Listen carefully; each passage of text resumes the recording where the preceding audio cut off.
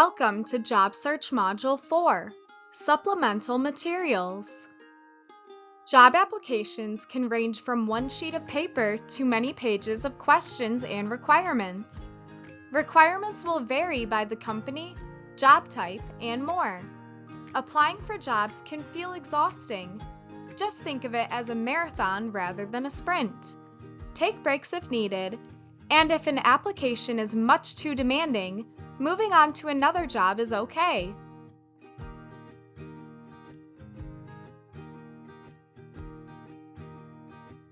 After answering their questions, you will likely be asked to attach a resume or CV.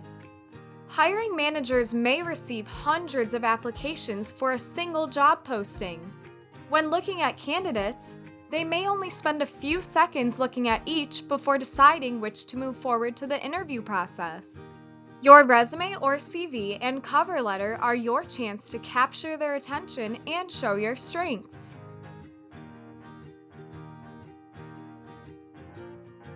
So, what exactly is a resume and CV, and what is the difference?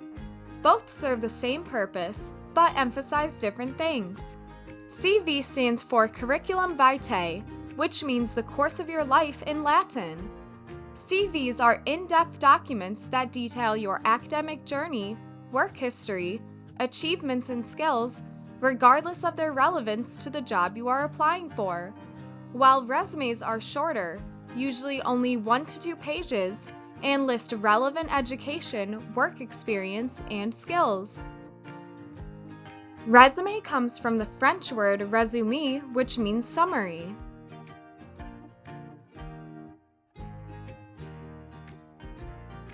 CVs are usually required for jobs in academia and medicine and are mostly focused on your educational background. As such, you would include information that you wouldn't in a resume, such as scholarships and grants you may have earned, research projects you've worked on, and awards you've received. A CV is typically about 2 to 3 pages long for entry to mid-level applicants.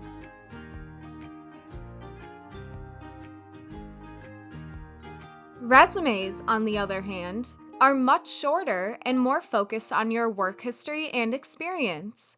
This document is usually only a page long, 2 at the very most. Since resumes are primarily descriptive of your work history, you would only include your most recent education and use most of your space to detail your experience and skills that are relevant to the position. Most job postings, especially for part-time jobs, require a resume.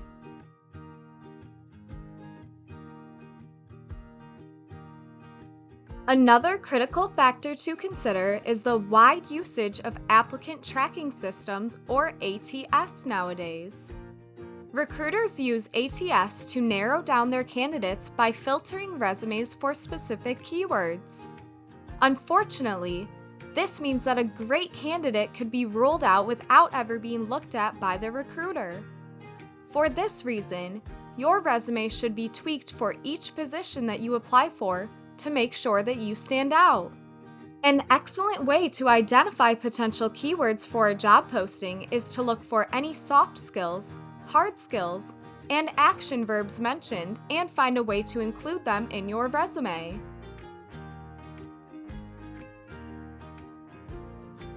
For some jobs, you may be required to have certificates, completed training, and even college degrees when applying. For instance, lifeguards are typically required to obtain CPR certification, and some coffee shops need their employees to be certified baristas. If you are applying for a position with such requirements, be sure to have proof of your credentials. In addition, you may be asked to include a portfolio link in your application for creative-based jobs. Many creatives have portfolio websites to showcase their work. If you are just starting out or not applying for a creative career, this is not something to worry about.